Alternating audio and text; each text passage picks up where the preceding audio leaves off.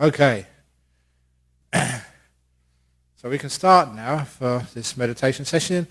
And as usually, I ask everybody to please turn off your mobile phones so they don't make a noise. It's bad karma if they go off when someone's about to become enlightened. And if they had mobile phones in the time of the Buddha, imagine how many people wouldn't have become enlightened because their mother-in-law rang just at the wrong time. So please turn off your mobile phones. And number two, for those coming for the first time in meditation, please, the class for the Introduction to Meditation is on the room to my right. So this is a class which we meditate for about 40-45 minutes, which is a long time for a lot of people. But for those people who can meditate for a long time but still get sore, that's why we have the chairs. The chairs, you may be surprised to know, are for sitting on. So if you want to meditate on a chair, it's wonderful. It takes away all the pain and aches of the body. So when we meditate, we want to try and tranquilize the body, tranquilize the mind, to bring it to a sense of peace and calmness and stillness. And you will never be able to get your body to be still if it's aching, if it's in pain, if it's too hot, too cold, or whatever. I still remember this reason why I'm very positive about the air conditioners. When I was meditating in Thailand for 9 years, this was in the jungle. You get up early in the morning. We had to get up at 3 o'clock there and meditate at 3:15. You're always feeling sleepy. Now once I went to Bangkok to do visa, and I was staying in a temple, and it was one of the head temples, so they had one room which was air conditioned, and we got the key to use it. And when I went in there 3:15, put on the aircon, you weren't sleepy. Had really good meditation. And I realized sometimes the sleepiness, the dullness, was just because the temperature was too hot for a brain. If you look at my back over here, there's a little stamp saying made in England. I wasn't used to the hot weather. So sometimes, a bit of coolness and comfort, you find you do get better meditation. So be careful. So if it is a bit too hot, you always go sleepy, turn the temperature down. And that means that, you don't get so, you get a more comfortable body. And a comfortable body means the mind gets very still, or can get very still. But of course, even though the body is nice and comfortable, still people will go on thinking about so many different things. And it's the thinking which is always the biggest problem for people in meditation. It's what really stops you developing a sense of stillness inside and the beautiful peace of mind which comes from that stillness. So in order to stop all this thinking, we have to, it's almost a bit of discipline, but using wisdom rather than force, to be able to let go of all these extraneous thoughts. The simile I'm going to use this morning is my famous simile of a TV screen. If ever you're watching a TV screen, you'll find that when you first turn it on, you can see what's to the left, to the right, above and below that TV screen. But once you're watching that TV screen, then soon your mind fits into the screen so you can't even see the edges. All you see is the action, the movie, the documentary, whatever you're watching. If you understand what happens there, your mind fits in to what's important. And what's on the edges disappears. So if you go watch a TV show tonight or go to the movies or whatever, just notice when you first turn on the movie, you can actually see the edges of the screen and what's beyond. After a few seconds, you can't see that anymore. You can only just see what's in the middle of the screen. Using that insight into the nature of the brain, when you are meditating, try and have a focus in the center, something you can focusing on, something which you're interested in, something which grabs your attention, and everything else like thoughts, like sounds, like irritations in the body, make sure that's on the edge of the screen, not in the center.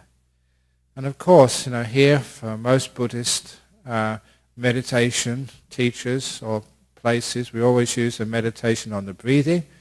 So keep the breath, as it were, in the center of your screen. So the breath is the main thing. Just watching the breath go in, watching the breath go out.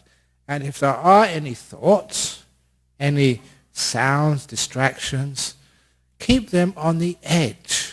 You can imagine a big screen, and these things are on the edge. If you want to experience this right now, if you're looking at me, focusing on me when I'm talking, if you focus on me, after a few seconds, the monk on my right will disappear. Because you're just focusing on one thing, and what's on the edges just falls off your screen. That's what we call focusing. So it doesn't mean you have to get rid of the monk. All you need to do is focus on the center, and what's on the edges disappears. So this is how we can deal with thoughts, with distractions, with sounds, even with feelings in our body. We don't bring them to the center. If we get interested in the thoughts, if the thoughts are really of value to us, and we have the understanding we're going to find out something important by following this train of thought, of course the thought will come into the center of your field of attention and everything else will fall off. Which is why, if you're watching the breath, you lose the breath. You don't know where it's gone. It's just not there anymore. And you're just off in your thought land. So don't make the thought the center of your field of attention. And even if it's somebody makes a noise, it hasn't happened for a long time, but sometimes people fall asleep and they snore in the meditation because they are tired. It happened to me once when I was teaching in the old Canning Vale jail. It was a high security jail many years ago, so it was part of the protocol. There always would be an officer with me when I was teaching the meditation class. When I was teaching the meditation class, teaching people how to meditate and calming them down, I heard someone snoring. It was good that I opened my eyes because the person who was snoring was the officer. And I opened my eyes to see, and this is no exaggeration, that one of the prisoners, his hand was 2 inches from the officer's keys. The officer had fallen fast asleep, and one of the prisoners was about to pinch the keys. So it was actually good that I opened my eyes when they were. Otherwise, if I'd have carried on meditating, when I opened my eyes, it'd only be the officer and me left in the room, or the prisoners would have disappeared. So if it happens that someone starts snoring, don't bring that to the center of your field of attention. By which I mean, why are they snoring? Look at this is disturbing me. When you give it importance, then you're bringing it into the center. It's just snoring. So what? It's a dog barking. That's what dogs do. Keep the breath in the center so you can hear the snoring, you can hear the dog, you can feel the heat or the cold, whatever, but it's on the edge. The middle is on the breathing. And if you can get that idea in your head, the breathing is always in the middle. You can hear the sounds, you can hear the dog, but after a while, you don't know when, you can't hear the dog anymore. You can't hear the snoring as you're focusing what's in the center. Just like the movie is all that you can see, and you can't even see the edge of your TV set, nor anything which lies beyond. Just focusing. And that actually is very powerful. That really works.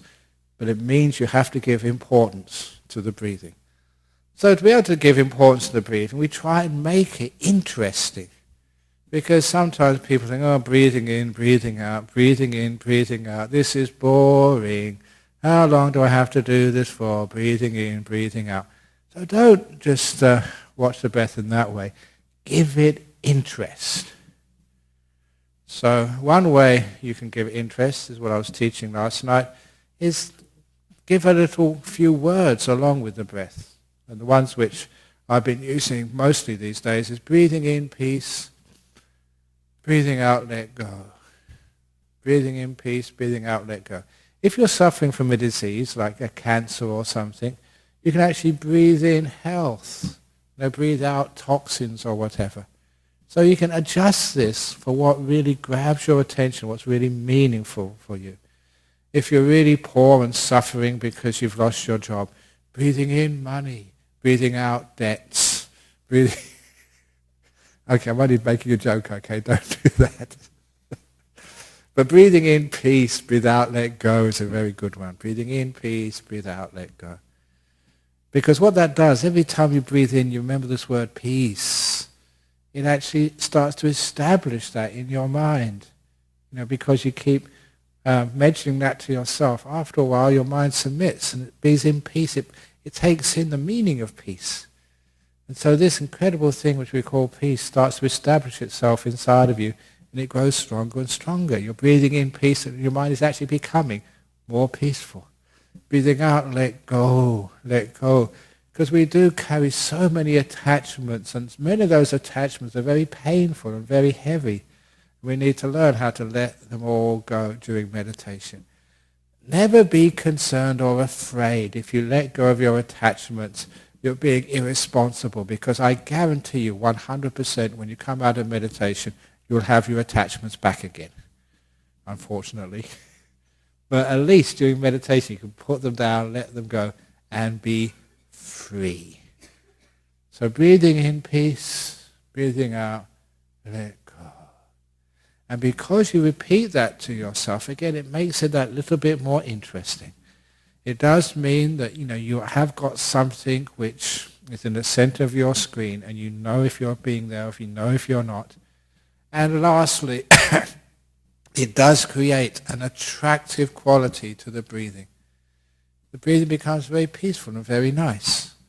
And when it becomes peaceful, nice, and happy, I call it the delightful breath. I used to call it the beautiful breath, but many people say beauty is what you see with your eyes. So delightful is a much better way of describing this. It's this beautiful, delightful breath which you're experiencing. And once you get to that stage, then the mind will stay with the breathing for a long time because it's fun. It's actually really a nice thing to do. And many people, they meditate for a while, or they get skilled at it, and they can get the delightful breath coming up. Just watching the breathing going in, going out. It's just so nice and so pleasant, so peaceful. It's so nice and pleasant and peaceful because compared to all the other things we have to do in life, life can be so busy sometimes. There be so many problems, so many things to do. Sometimes many of us get overwhelmed, really under the pump, as they say. Don't know actually where that comes from, under the pump, but anyway, here we are just letting all of that disappear, so we can have this beautiful sense of freedom and peace. If any of you have ever gone to stay in one of our monasteries or gone overseas to a quiet place with not a thing to do in the whole world, no duties, no work, and a place where you can't get any emails, you can't SMS or tweet or anything. Freedom at last. I'm so peaceful here, nothing to do. And for many people that is such a relief. It is the delight of being freed from a prison of having to do things. And it's that type of delight one starts to realize in meditation. A delight of the freedom from having to do so many things, to think out so many solutions, to make so many decisions. Now I don't need to do that at all. I am free. And that's the delight of a peaceful mind. So this is actually what we're doing, and hopefully that there's enough instructions there to get you started. During the meditation, as usual, I'll be giving these more instructions as we go along for the first 10 or 15 minutes, and then I just let you go. So you develop your own meditation, and I develop also. So this is a way where we give guided meditation for the first 10 or 15 minutes, and then you're peaceful. Or rather, I'm peaceful. So, is any questions about that so far? Great. So, as I did, I think, last week, out of compassion and kindness to all the old people in this room, including me and the young ones as well, please now stand up and have a stretch.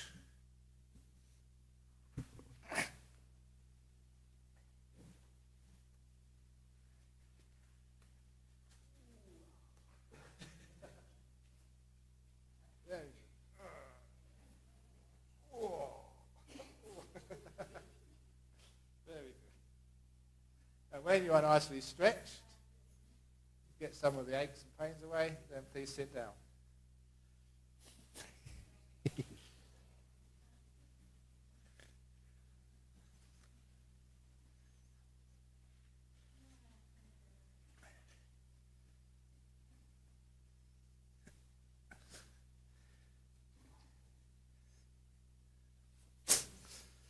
Okay.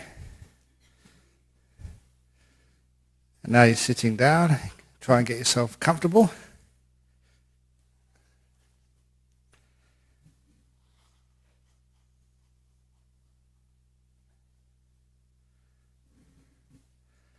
Now once you are comfortable, close your eyes. When your eyes are closed, make yourself more comfortable. You can always increase the level of comfort in your body.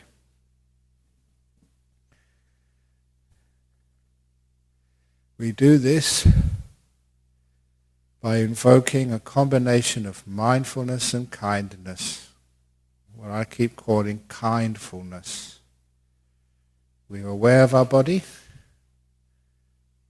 We are mindful of the many feelings and sensations inside this body of ours, from the toes up the legs to our bottom, torso, our arms and hands and head. We're aware of everything. And if there's any part of our body which is tight, squashed, painful, irritating, we focus on it. We don't run away, we focus on the problem. That's called being aware, being mindful. And then we send it kindness. May my nose be happy and well and free from irritation of pollen. May my back be free of pain. Whatever it is. And never underestimate the power of a mind focused with kindness on healing any part of your own body.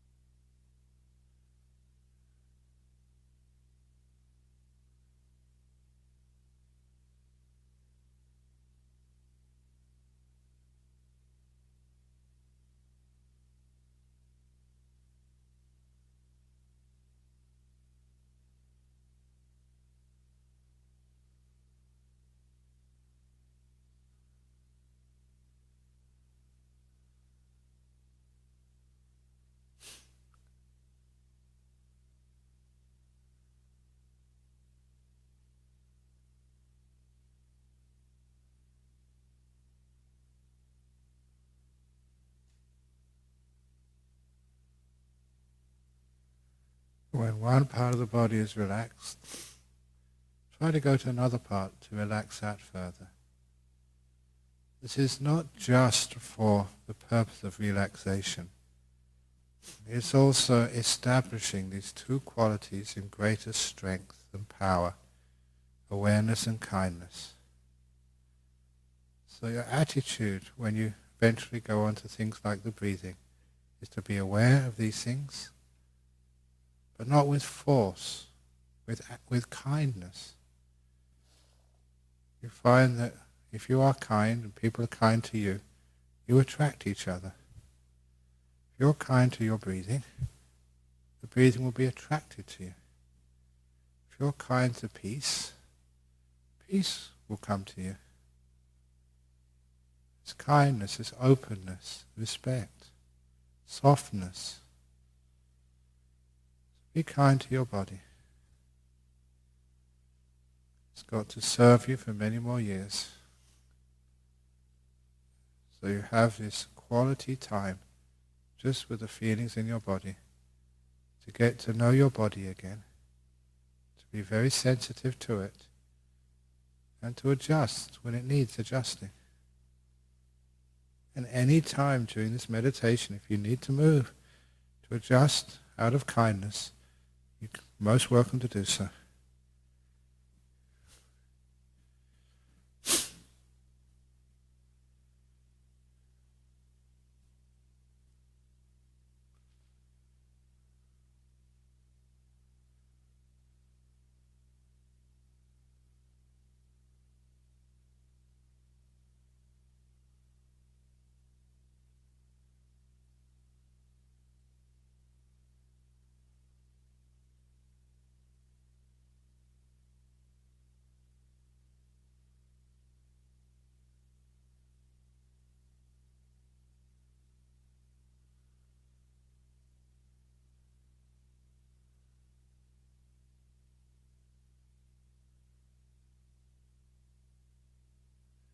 Once the body is relaxed, then you can let it go and focus on the mental world.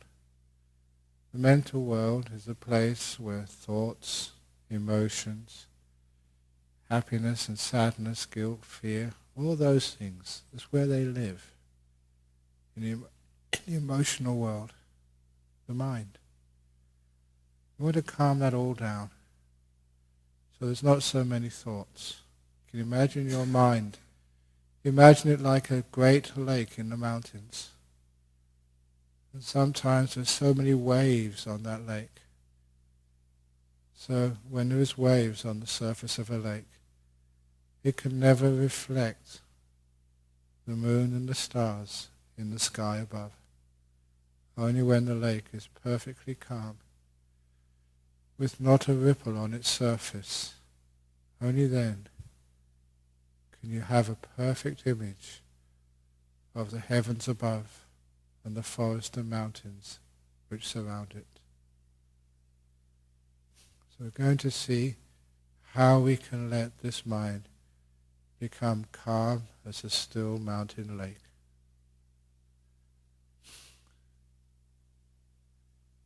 So we still have our commentary inside, these words which we continually speak to ourselves along with our experience of life. See if you can calm that all down. You don't need to give an opinion about anything. Just know. Know without giving things a name.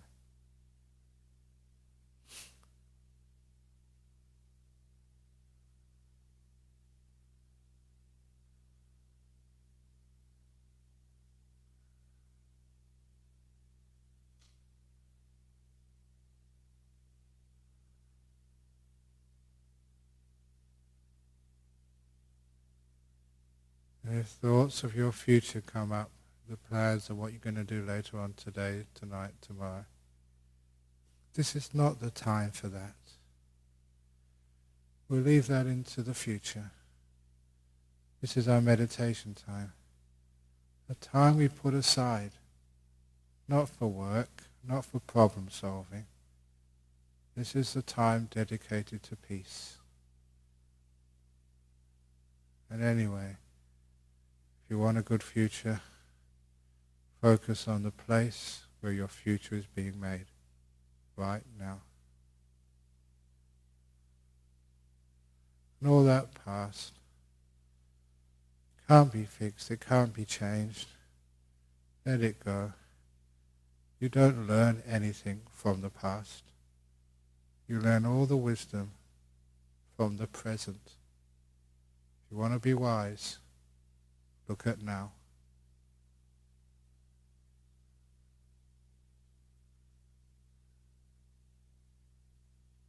Know what it feels like. What emotion, the happiness, the sadness, the dullness. Just know what it feels like to be right here, right now.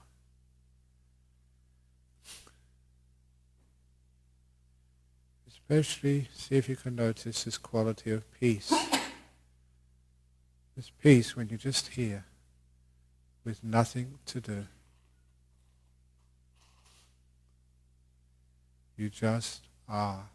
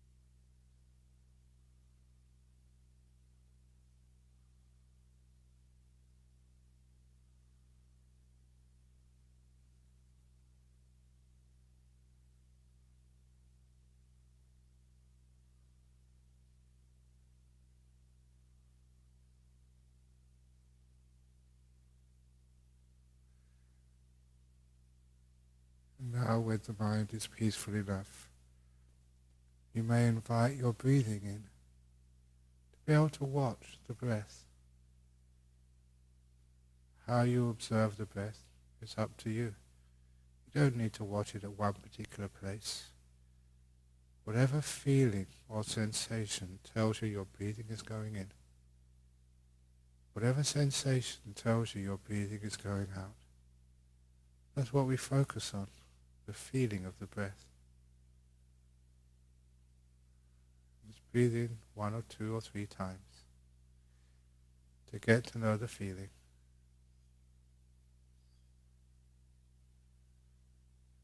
And then you can start saying, breathing in peace.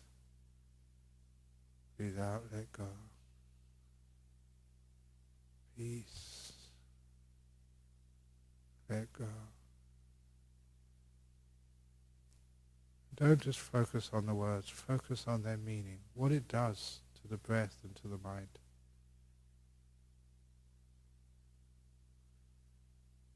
To know the beauty of peace, to feel the freedom of letting go.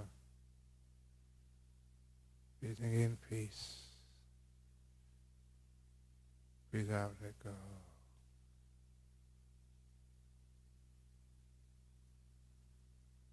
You may be able to notice this thing inside of you, which always tries to cling and control. That's what we're telling. Let go, controller. Let go, judger. And just be breathing in peace. Breathe out, let go.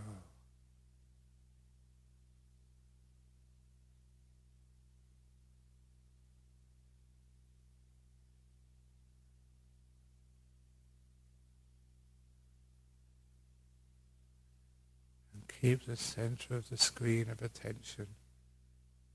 Keep that with the breath. Because the breath is the most important.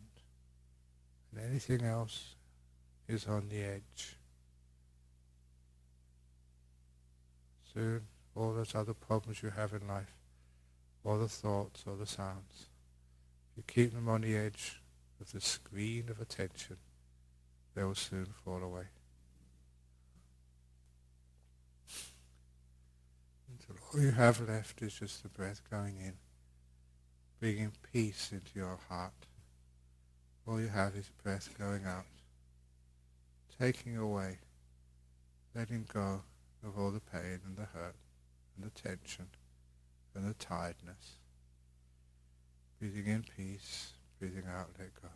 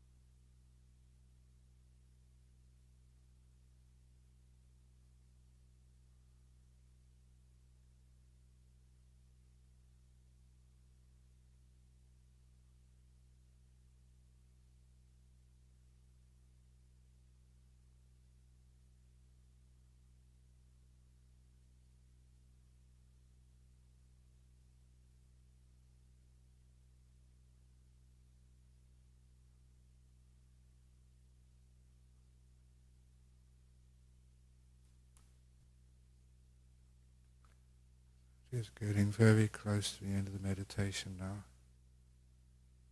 How do you feel? How much peace have you managed to breathe in? How much tension have you managed to let go of?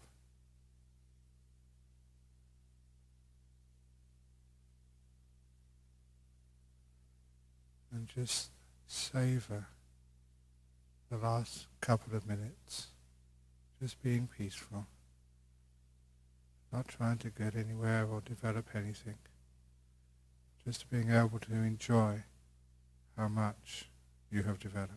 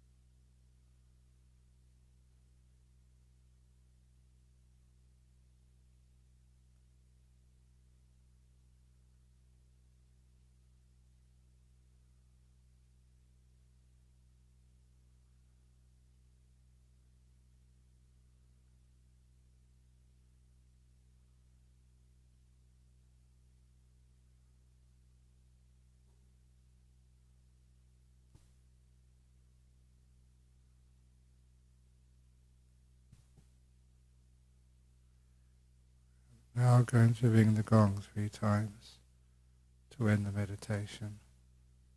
Please listen to every sound from the gong, and when the 3rd ringing fades away, that is a signal to end the meditation. After the 3rd gong.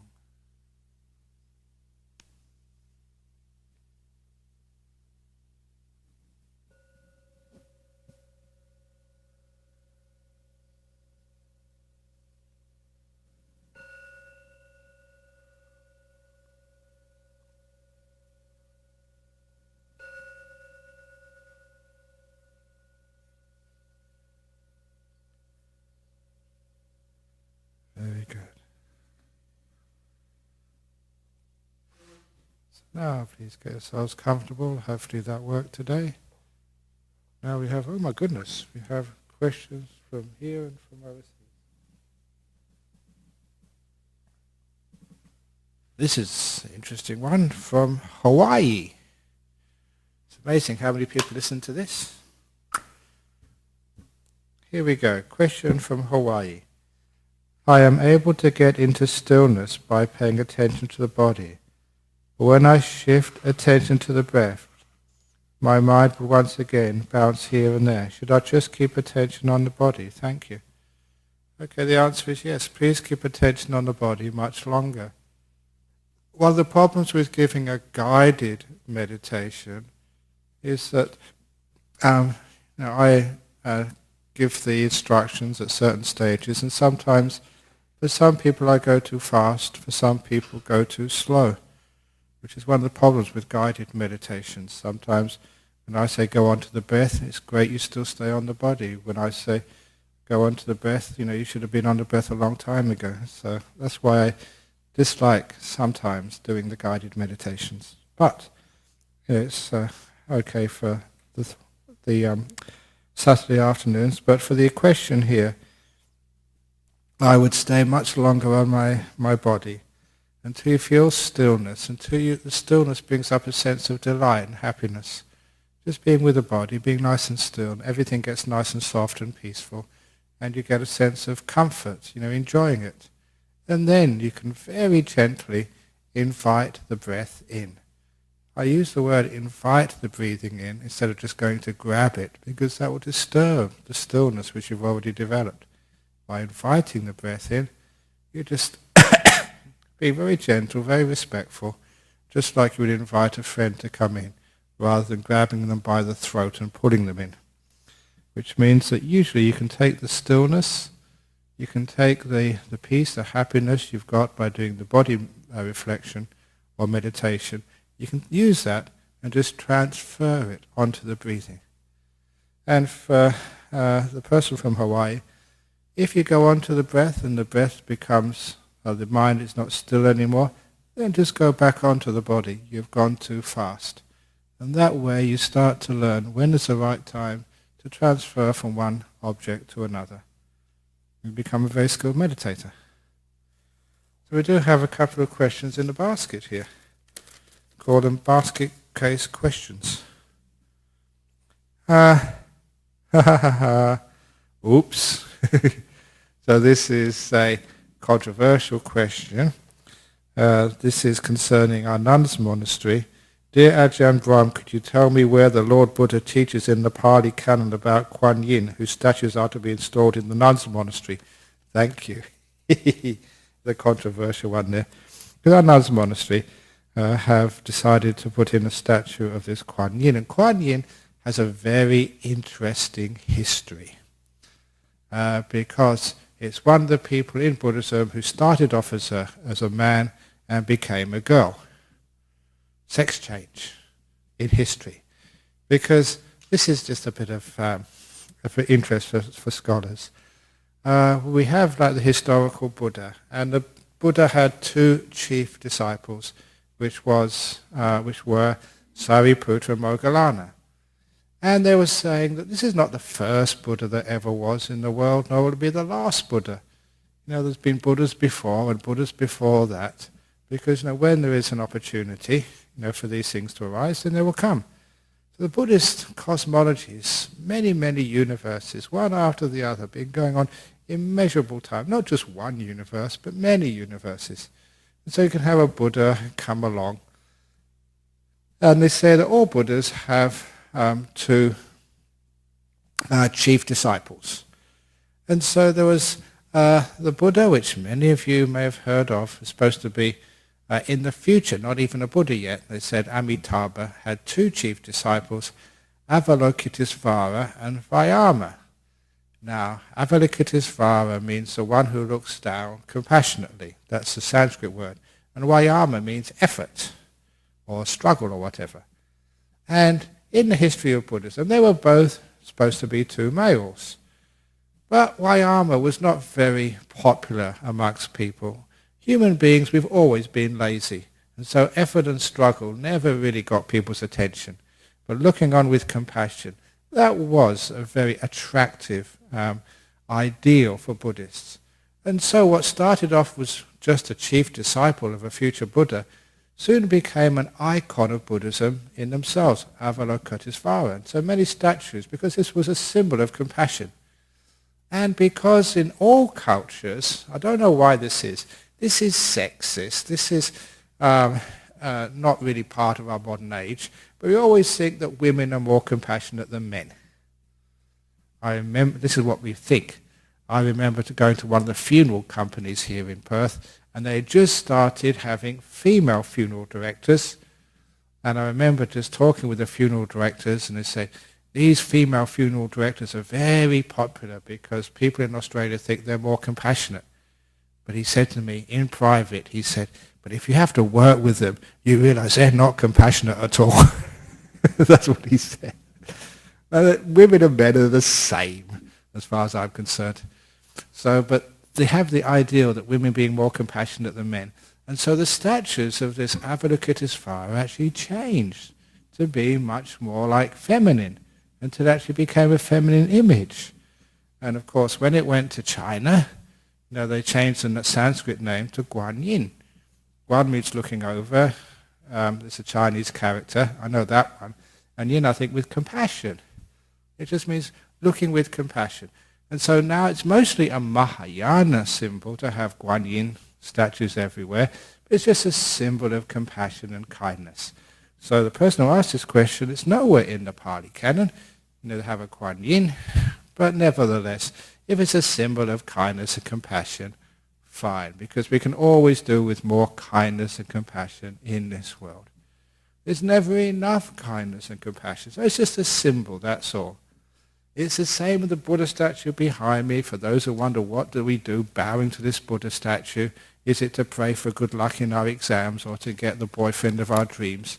It's not that at all. When I bow to a Buddha statue 3 times, the first time I bow down to virtue, the second time to peace, virtue, peace, that's right, and the third time to compassion. What that symbolizes for me. So all statues, they have a symbolism. And so if I bow down to virtue, all I'm saying psychologically is that virtue is important to me. When I bow down to peace, I'm worshipping peace. It's such an important quality in our world, both internal and external. And compassion, the beauty of compassion is so great. I find it very easy to bow down to compassion. So that's what I do when I respect and worship a Buddha statue. I'm bowing down not to a lump of brass. I'm bowing down to virtue, peace, and compassion. So we have a statue of Guan Yin in the nuns' monastery. All of this is a symbol of compassion and kindness. That's all. So it's not a god. You may go down and bow there and ask to win the lottery. You won't win the lottery by bowing down to an image like that. It's not a god. It hasn't got any powers except to actually inspire one to be compassionate. So actually that's where that comes from. Dear Ajahn, recently I found a new friend and I'm very fond of, but I realized that there are a lot of attachment in this relationship. How do I practice letting things stay as they are so that I can be at peace? Well, if you have a relationship, you have what we call relationship suffering. If you're single, you have single suffering. It reminds me of the story I wrote about some time ago where they were Thai ladies, sisters. They came to see me for counseling. They came together. They were sisters. And the first sister she was married and having a lot of trouble with her husband. So, I was trying to counsel them just how to sort of learn how to get the relationship back on track. But basically, she had a husband she didn't want. And then I sort of started talking to her younger sister. And her problem that she was never able to get a sustaining relationship. She'd find a nice boy, maybe 1 month or 2 months, and it would all fall apart. She couldn't find the love of her life. So, I looked at both of them and said, look, the answer is very obvious. The elder sister's got a husband she doesn't want, and the younger sister wants a husband. Swap. Your sisters. To a monk that made so much common sense. But they wouldn't have a bar of that. I don't know why. But getting serious, I told them, look, if you're married to the older sister, you've got what we call marriage or relationship suffering. That's what it's like when you have a relationship. It's not easy. But if you get rid of that relationship and you're single, you have single person suffering. That's what it's like. Now, there are some people who are looking for work, haven't got a job. You've got what we call, unemployed person suffering. And then you go and find a job. And you've got to stress out getting up early every morning, rushing to work in the traffic, having to work under terrible bosses. You've got working person suffering. So you can't get away from it. You know what some people say? Well, look, I've been there, unemployed suffering. I've been working suffering. I have a marriage. I know what marriage suffering is. I know it's being single suffering. So I thought, I know what I'm going to do. I'm going to ordain to be a monk or a nun. And it's true. Then you don't have, the suffering you have in this world. You have monk suffering instead. So in other words, it's not your situation. Having a relationship or not having a relationship. Being a layperson or being a monk. It's what you make of what you've got. How you deal with having a relationship. Or how you deal with being single. Both are fine if you know how to deal with them. You always value the fact you're single. You can have a nice peaceful time. You don't have to worry about other people. You can go wherever you want without having to ask permission. You have this great freedom of being single. And if you're in a relationship, it's wonderful. You have this person you can actually spend time with and share with and get to know each other. And by getting to know each other, you get to know yourself. That's wonderful. If you're unemployed, it's wonderful. You can sleep in on a Monday morning where everyone else is just getting stressed out. Marvelous, like being on holiday. So it's appreciating what you have rather than seeing the faults in it. It's a secret here. So if you have a relationship, there's a lot of suffering in it, but there's a lot of fun in it as well. So you have a relationship, enjoy it. So There's attachment there, but whenever you have attachment, remember it's only temporary.